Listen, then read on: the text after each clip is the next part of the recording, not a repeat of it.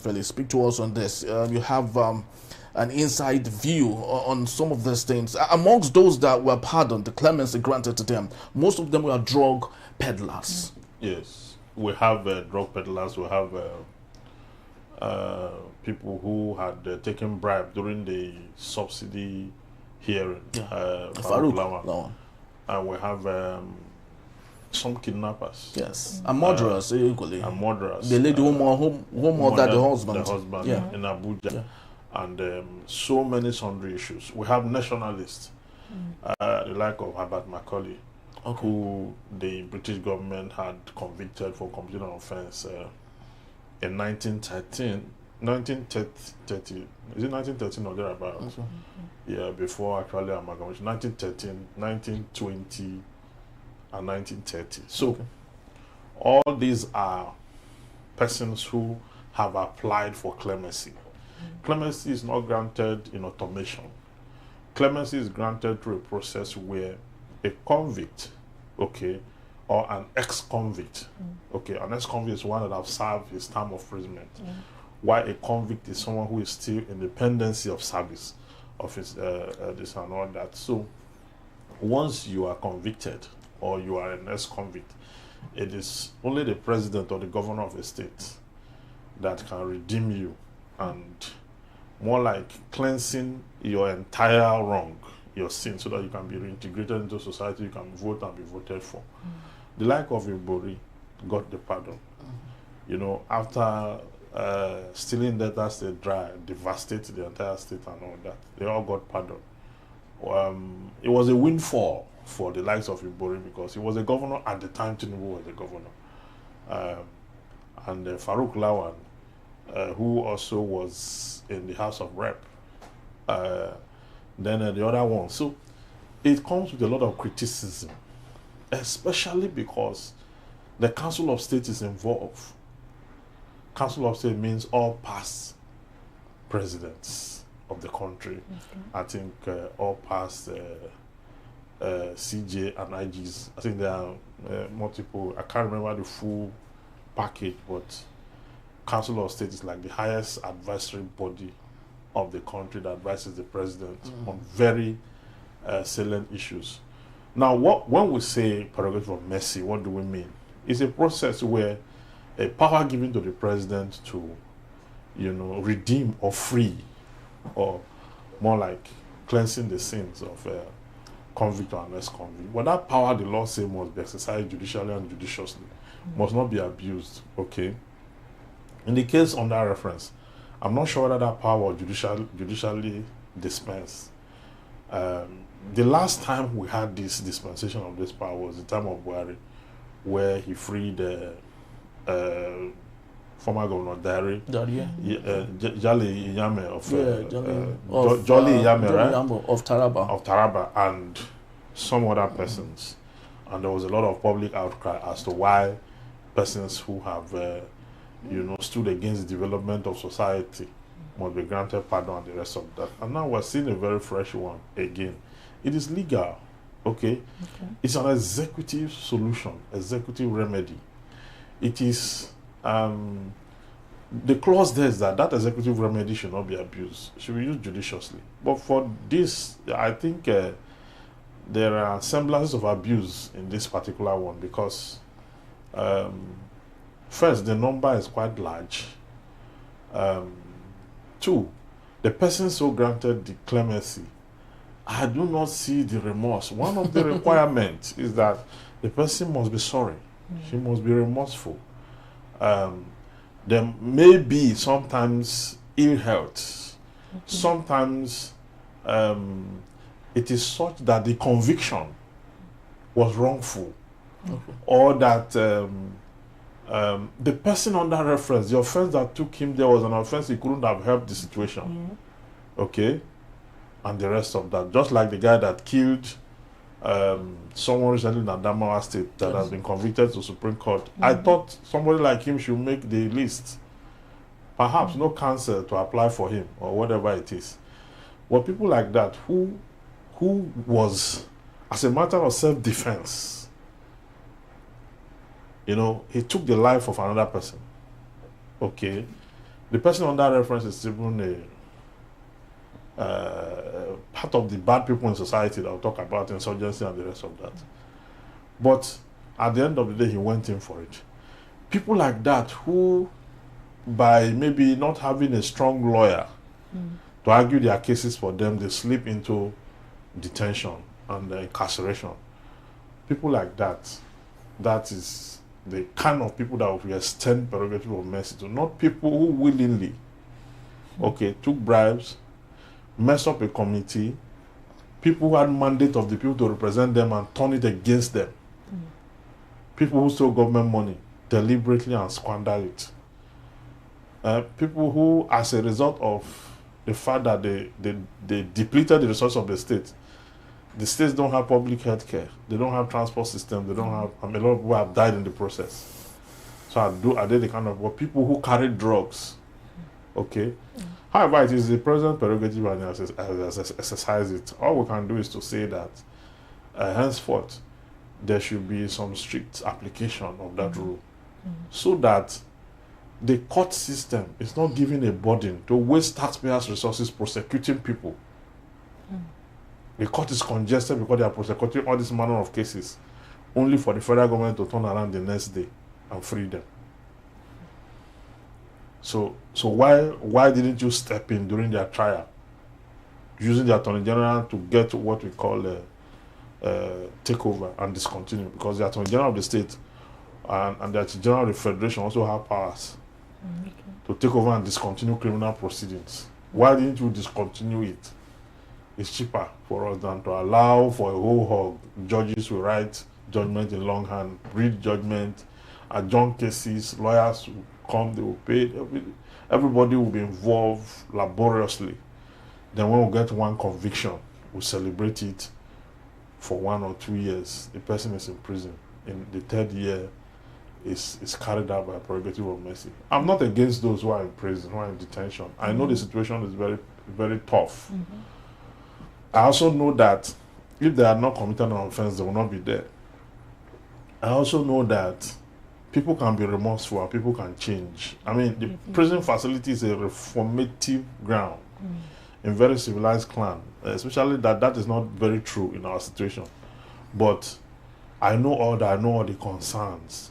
But I'm also saying that what is left of society too must be preserved. If people know that when they commit offense, they will come out through prerogative of mercy, they will keep committing offenses. So the situation is neither here nor there. Okay, well said. Now, looking at the need for publication and justification of decisions, right? So, do you think there should be a legal requirement for transparency in the selection of pardon beneficiaries? Okay, that there should be transparency. Yes. That there should be like a jury system that will evaluate it, not just the president. Exactly. Yeah, of course. It's not just the president. There is the Council of State. Okay, and you also have the Office of the Attorney General, where this application is made, okay? Yeah. And then it is an administrative thing. The only thing the law says is that the president is hereby reposed with the power to grant prerogative of mercy. You understand? But when you look at the internal factors, the administrative factors, some of the factors they consider is the conviction, how remorseful the person is, how many years spent, okay, and the rest of that. So many sundry issues. Like the case of the woman that killed her husband, her children.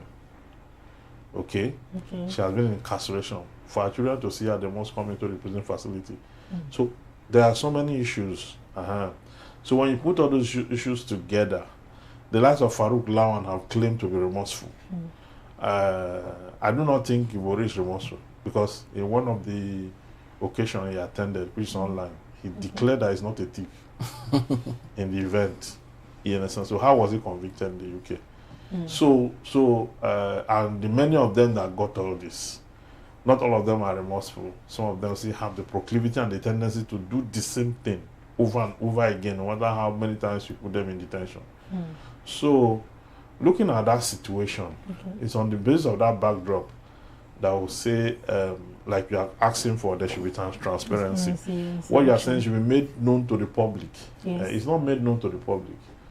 It's not made known to public scrutiny. Okay? Because public scrutiny to have its own issues, have its own problems. If you put it to public scrutiny, people who have problem with that person will tell you that the person is not remorseful, should remain there. And those who, so it's an executive remedy. So it is the executive that laid down the rules under which they want to dispense it. And so, not just in Nigeria, all over the world. Okay. Trump, during his first term, as he was about to leave office, he granted pardon to so many businessmen and the offenders, the convict and the rest of that. So some of them are serving life jail time. Many of them are serving jail time of different degrees. You understand what? He pardoned them, and it's just what the law is. All right. The law is especially the insurrectionists who wanted to overtake the Capitol Hill. Yes. Yeah. Some of the time, that is more like a terrorist act. Yes. But Donald Trump pardoned every single one of them, which is still debatable in the United States as we speak. But let's take a look at Mba's exit and the PDP's take dominance in the southeast of Nigeria. Barrister, this is an open sesame for the opposition party defecting to the APC, the ruling party. Omoyeno is off the grid. Sheriff Oborori is off. Mba is about to leave tomorrow on Tuesday. Diri of Bayelsa is about to leave also.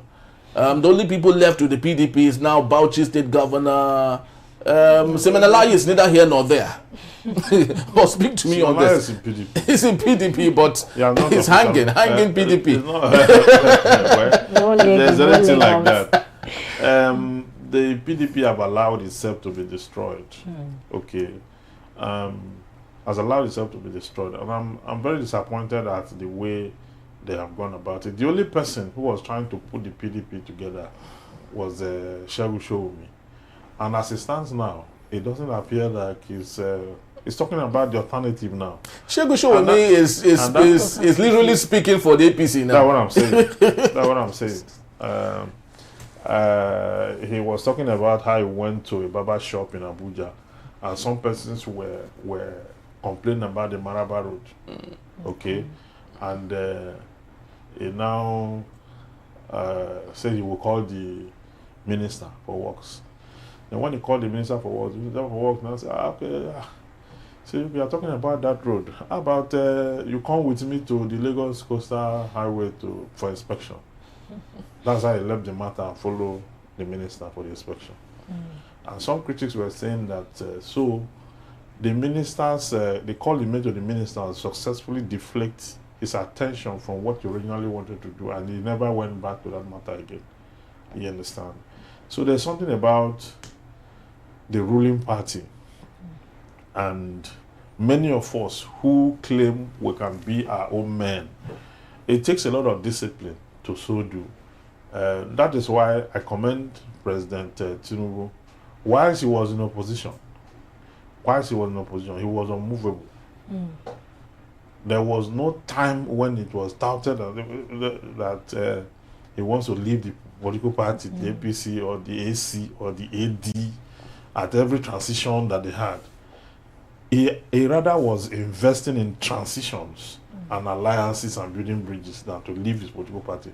Look at the way PDP is falling. Do you know that PDP held sway in this country from 1999 down to 2015? And if they tell you that it was actually the PDP that was in power for that long, would you believe, looking at PDP today? And the governors have not helped matters. They too, they are looking for a way to return. Okay? And you know that, you see this Tinubu is a very crafty and intelligent person. Very, very, you know what he did that won the heart of the governors? What he did is this. He took all the monies for the subsidy, and spread it on all the states. Yes, spread it on all of them. Add it to their allocation. Kept pumping it to them. And so when they look at what they were getting before and what they are getting now, and they look at the man who made it possible, and they look at the fact that they need to return as governors, all of them are pulling. That's what is pulling them off. So that is money. They know that it's not even bribe. It's legal. The subsidy funds, we have removed it. Now what we are generating, spread it to the states. Just that decision only. Look at all of them falling on themselves. Okay. The party that's a vehicle that made them governors, they've abandoned it. So it is a breach of trust. It is serious betrayal. Much so because that same money, they are not using it for the benefit of the state. They are using it to prepare for the next election. To be more powerful, to be able to use it against the opposition, and to be able to use it to bribe INEC.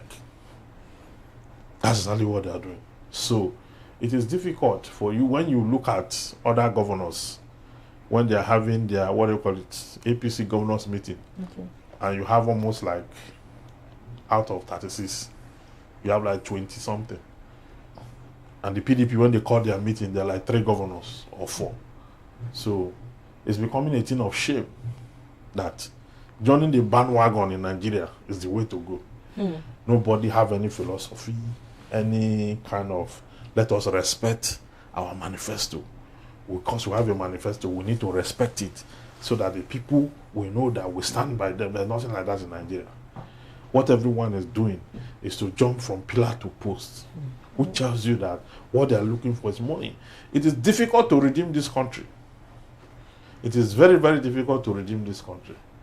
And so it behoves of the citizens, we keep saying this, the citizens to decide what they want.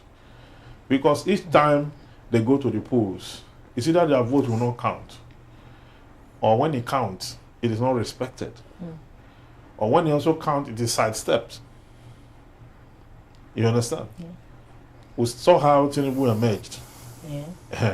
We saw how he emerged. We were all disappointed. People were disappointed. A few years down the line, the like of Erufai came out and said that Obi won the election. You understand?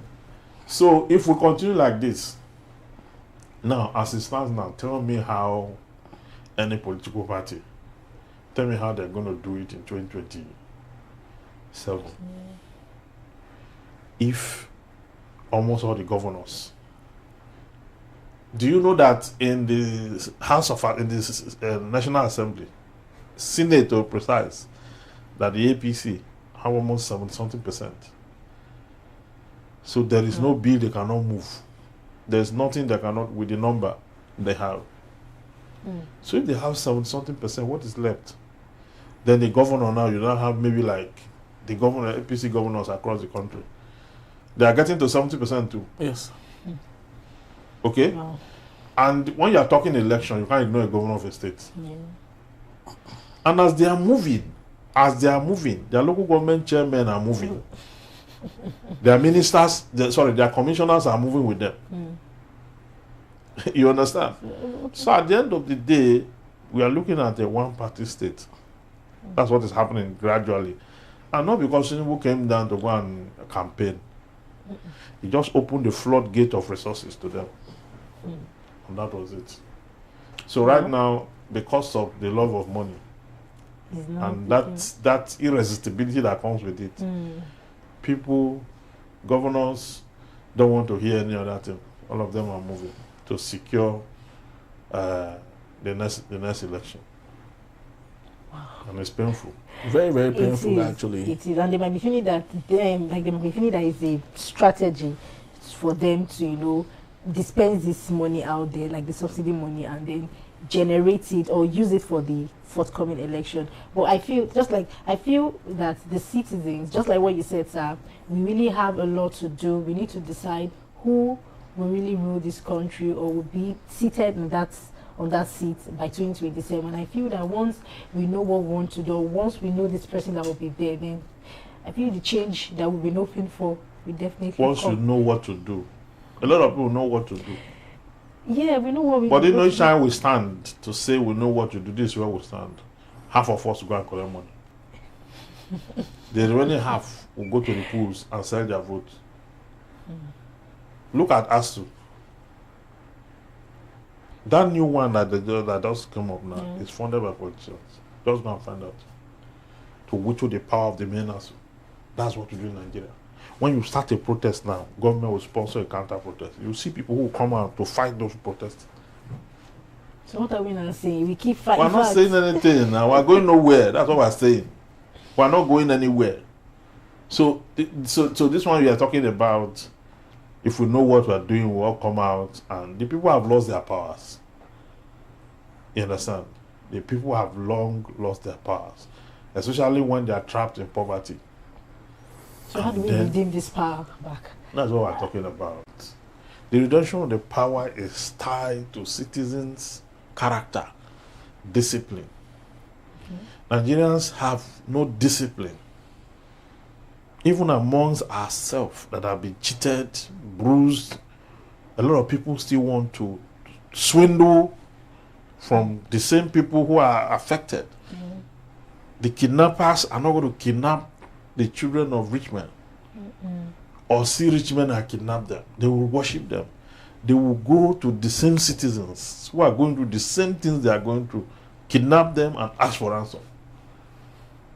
You understand me? So it's like a cursed society where if you are downtrodden, that is the only offense you need to commit for you to have all the negativities of this society bestowed upon you just because you are downtrodden. It takes so much.